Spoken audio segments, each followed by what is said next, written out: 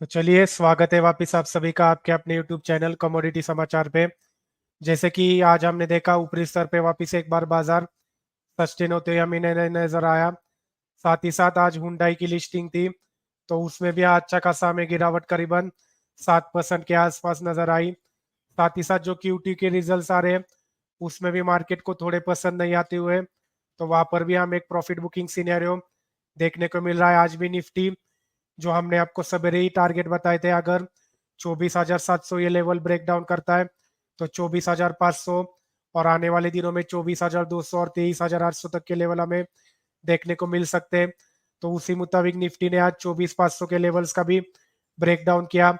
साथ ही साथ bank Nifty भी उसी के साथ साथ धीरे धीरे करके उसमें भी अच्छी खासी प्रॉफिट बुकिंग, करीबन 50,800 तक का हमारा अगला टारगेट है, तो देखते हैं वो हासिल हो पाता है नहीं। साथ ही साथ आज अगर देखें तो इंडिया विक्स में एक अच्छा खासा उछाल करीबन 4% के आसपास, तो ये एक नेगेटिव संकेत की ओर हमें इशारा करते हुए, उसी के साथ साथ एफ की लगातार बिक वाली ये भी ऊपरी स्तर पे मार्केट को सस्टेन होने में थोड़ी सी दिक्कत में पैदा कर रहे हैं। अगर एक दो दिन भी अगर डीआईज भी कैश मार्केट में भी क्वाली करते हैं तो हमें एक अच्छा खासा पैनिक वाला माहौल मार्केट में नजर आ सकता है। तो देखते हैं दूसरी तरफ कमोडिटी मार्केट में एक तरफा रैली गोल्ड और सिल्वर में नया 52 वीक हाई हमें बनते हुए नजर आ रहा है, तो दूसरी तरफ इक्विटी मार्केट में लोअर लोअर लो पे लोअर लो लगाते हुए हमें नजर आ रहा है। तो देखते हैं, कल बैंक निफ्टी की वीकली एक्सपायरी भी है, उसके ऊपर भी हमारी नजर रहेगी।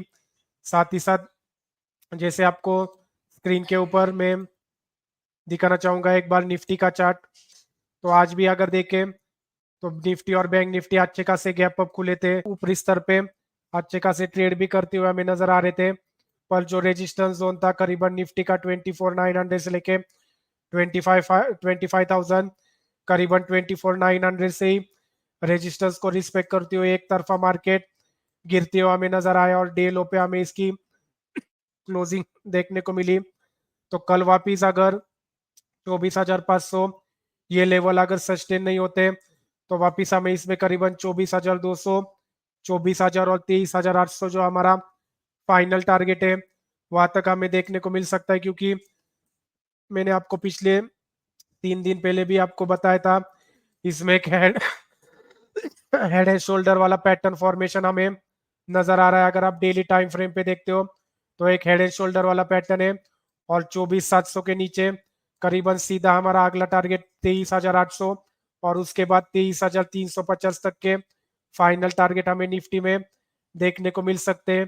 23,300 के आसपास अगर निफ्टी आता है तो वहां पर हम वापिस एक बार खरीदने का मौका ढूंढेंगे। उससे पहले हर एक उछाल पे हम इसमें बिकवाली करके ही काम करेंगे। साथ ही साथ अगर बैंक निफ्टी का चार्ट भी देखें तो बैंक निफ्टी चार्ट में भी हेड एंड शोल्डर पैटर्न का फॉर्मेशन हमें नजर आ रहा है, जो कि इसका पहला टारगेट 50,400 तक का हमें देखने को मिल सकता है।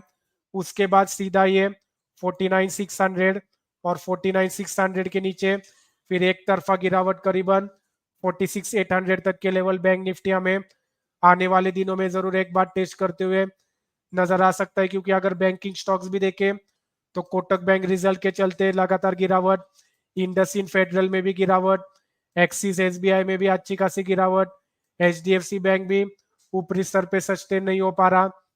तो एफआईएस का प्रेशर जो इनके ये फेवरेट स्टॉक है, खास करके रिलायंस, आज रिलायंस में करीबन 2% के आसपास गिरावट, टीसीएस, इंफोसिस, विप्रो, एचसीएल टेक ये भी ऊपरी स्तर पे सस्टेन नहीं हो पाए, इसमें भी हमें एक अच्छा खासा प्रेशर बनता हुआ नजर आया।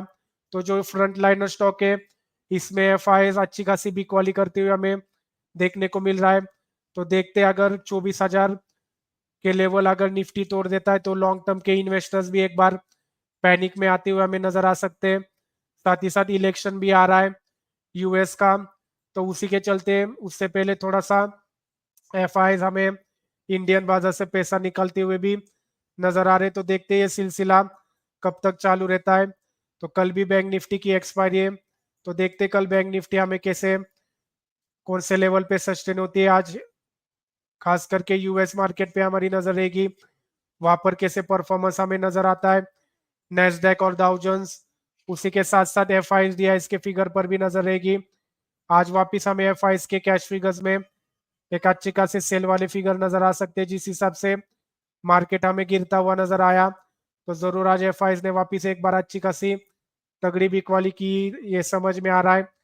जैसे कि आपको स्क्रीन के ऊपर वाई डेटा दिख रहा है, 52,000 से लेके 51,500 यहाँ पे अच्छी खासी कॉल राइटिंग बनी है, और 51,000 पे अच्छी खासी पुट राइटिंग है। कल अगर बैंक निफ्टी 51,000 के नीचे सस्टेन होता है, तो हम यहाँ पे एग्रेसिवली और बिकवाली करके काम करेंगे, जिसमें हमारा पहला टारगेट 50,800 और अगला टारगेट 50,500 तक के लेवल हमें देखने को मिल सकते हैं।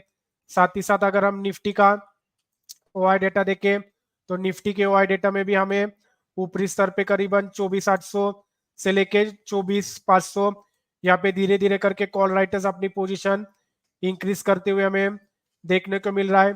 कल अगर निफ्टी 24,500 के ऊपर सस्टेन नहीं हो पाती, तो वापिस हमें इसमें 24,200 और 24,000 जो हमारा फाइनल टारगेट है, यहाँ तक एक्सपायरी तक हमें ये लेवल भी जरूर एक बार निफ्टी टेस्ट करता हुआ दिख सकता है।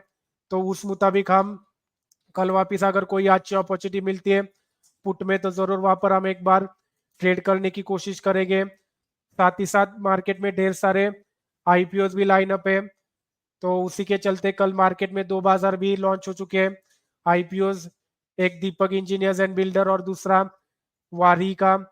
तो उसके भी लिंक्स हमने डिस्क्रिप्शन बॉक्स में शेयर किए, तो जरूर आप जाके चेक कर सकते हो। उस आईपीओ में आपको सब्सक्राइब करना चाहिए या अवॉइड करना चाहिए। साथ ही साथ आप बेल नोटिफिकेशन आइकॉन को जरूर प्रेस करना, ताकि इसी तरह मार्केट की हर एक इम्पोर्टेंट अपडेट आप तक पहुंचते रहे। तो मिलते हैं वापिस कल सवेरे 8:30 बजे एक बार वापिस यूट्यूब लाइव सेशन में। धन्यवाद।